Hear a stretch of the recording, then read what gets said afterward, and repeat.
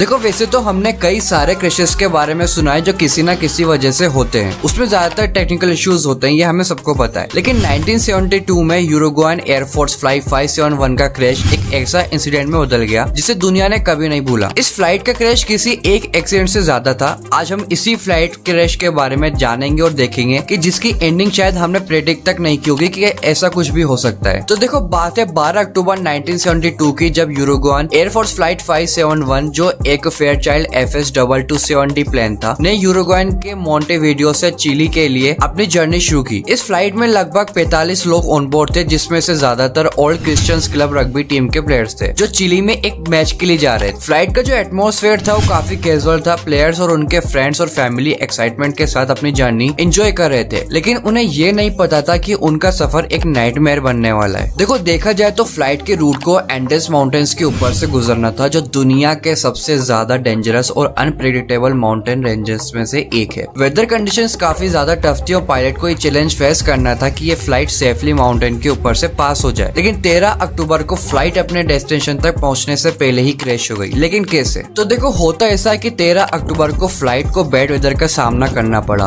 और poor visibility के कारण पायलट और को पायलट ने गलत नेविगेशन की। प्लेन एंडेस माउंटेन्स के डेंजरस पीक्स के करीब पहुंच गया और एक अनएक्सपेक्टेड टर्बुलेंस और एल्टीट्यूड मिसकैलकुलेशन की वजह से फ्लाइट माउंट सेलेनोस के एक ग्लेशियर पर क्रैश हो गई। प्लेन के विंग्स माउंटेन से टकराकर कुछ ही सेकंड्स के अंदर प्लेन के 2 टुकड़े हो गए। क्रैश के बाद सिर्फ 27 लोग जिंदा बचे और उनका एक सर्वाइवल टेस्ट अब शुरू होना था। तो देखो यहाँ पे शुरू होता है एक नया चैलेंज। क्रैश के बाद जो सर्वाइवर्स बचे थे उन्होंने अपने आसपास का एनवायरनमेंट देखकर रियलाइज किया कि उन्हें रेस्क्यू होने में काफी ज्यादा टाइम लगने वाला है। एंडेस के इस आइसोलेटेड और हॉस्टाइल एनवायरनमेंट में जिंदा बचने के चांसेस लगभग इम्पॉसिबल से दिख रहे थे, ये सबको पता था। उन्होंने अपने इनिशियल सर्वाइवर के लिए क्रैश साइट पर बचे कुचे जो सप्लाईज उनको कलेक्ट किया। उनके पास कुछ चॉकलेट्स, वाइन बॉटल्स और लिमिटेड फूड था जो सिर्फ कुछ ही दिन के लिए काफी था। तो देखो कुछ इसी तरीके से 15 दिन लगभग गुजर से गए थे जब उन्होंने रियलाइज किया कि रेस्क्यू ऑपरेशंस अब तक उन तक नहीं पहुंचा। तो उनका जो पेशेंस था वो टूटने लगा। इन 15 दिनों के दौरान उन्हें कई ज्यादा चैलेंजेस का सामना करना पड़ा, जैसे कि इंजरी, हाइपोथर्मिया और मेंटल ब्रेकडाउन्स भी। लेकिन असली सस्पेंस का ट्विस्ट तब आया जब रेडियो के जरिए सर्वाइवर्स को ये पता चलता है कि ऑफिशियल रेस्क्यू ऑपरेशंस बंद कर दिए गए हैं। अथॉरिटीज ने ये मान लिया था कि क्रैश में कोई भी सर्वाइवल नहीं है और उन्होंने सर्च मिशन को ऑफिशियली एंड कर दिया है। अब आप ये सोच रहे होंगे कि उनके पास रेडियो कहाँ से आया। तो देखो जो रेडियो था वो एरोप्लेन जो क्रैश हो गया था उसके अंदर था और उस क्रैश एरोप्लेन में से ही उन्होंने रेडियो को निकाला और उसके जो वायर्स वगैरह थे उसको वापस ठीक करके एक कम्युनिकेशन बनाने की कोशिश की थी। लेकिन जो आगे होने वाला था और जो आगे हुआ वो सुन के आप भी शॉक में आ जाओगे। जब उनका खाना खत्म होने लगा और रेस्क्यू का कोई भी आसार नहीं था तो सर्वाइवर्स के लिए एक अनथिंकेबल डिसीजन लेने का वक्त आ गया था। एक्सट्रीम कोल्ड और स्टारवेशन के वजह से उनका फिजिकल और जो उनकी मेंटल स्ट्रेंथ थी वो धीरे धीरे कम हो रही थी। तब जाकर उन्होंने एक डिसीजन लिया जो उनके लिए सबसे बड़ा डिसीजन था और आगे जाकर यही एक कंट्रोवर्शियल टॉपिक भी बना। सर्वाइवर्स ने ये डिसाइड किया कि वो उन लोगों की डेड बॉडीज को खाकर अपना सर्वाइवल का स्ट्रगल जारी रखेंगे जो क्रैश में या फिर एक्सट्रीम कोल्ड की वजह से मर चुके थे। ये डिसीजन उनके लिए इमोशनली और मेंटली बहुत ज्यादा चैलेंजिंग था, लेकिन उन्होंने अपनी जिंदगी बचाने के लिए ये एक्सट्रीम स्टेप उठाया। हर एक सर्वाइवर के लिए ये डिसीजन एक पर्सनल स्ट्रगल था, लेकिन उन्हें पता था कि बिना खाने पीने के वो जिंदा नहीं बच सकते। जब सर्वाइवर्स ने अपने लिमिटेड रिसोर्सेज से अपनी जिंदगी बचा रहे थे तब उन्हें एक और शॉक मिला। 29 अक्टूबर को उन पर एक मैसिव एवलांच आ गई।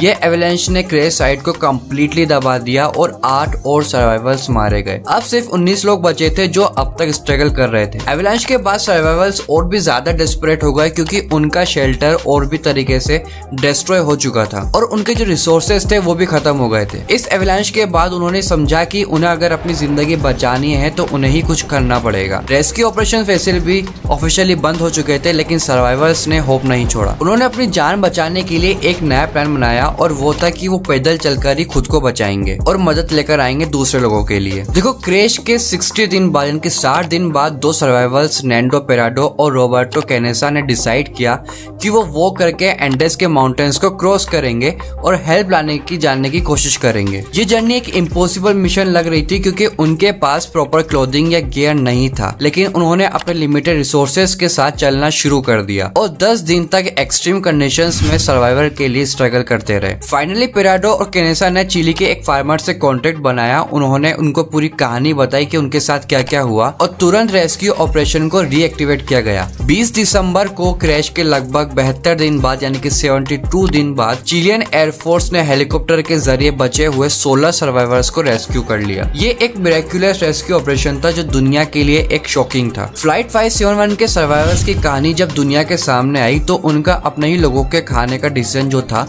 वो सबसे ज्यादा कंट्रोवर्सी में रहा। मीडिया ने इस कहानी को काफी ज्यादा सेंशलाइज भी किया और दुनिया भर में लोगों ने इस इंसिडेंट को लेकर कई ज्यादा डिस्कशंस भी किए। सर्वाइवर्स के लिए सबसे बड़ी चैलेंज था अपने मेंटल हेल्थ और ट्रॉमा से निकलना, क्योंकि जो उन्होंने फेस किया था वो एक ऑर्डिनरी इंसान के लिए तो एक्सेप्ट करना इतना आसान नहीं था। तो अगर आपको वीडियो थोड़ी भी इंफॉर्मेटिव लगी हो तो आप वीडियो को लाइक कर सकते हैं। चैनल को सब्सक्राइब नहीं किया है तो चैनल को सब्सक्राइब कर सकते हैं ताकि ऐसी वीडियो आपको फ्यूचर में और इजीली मिल सके। तो मिलते हैं किसी दूसरे वीडियो में दूसरे वीडियो के साथ, तब तक टेक केयर।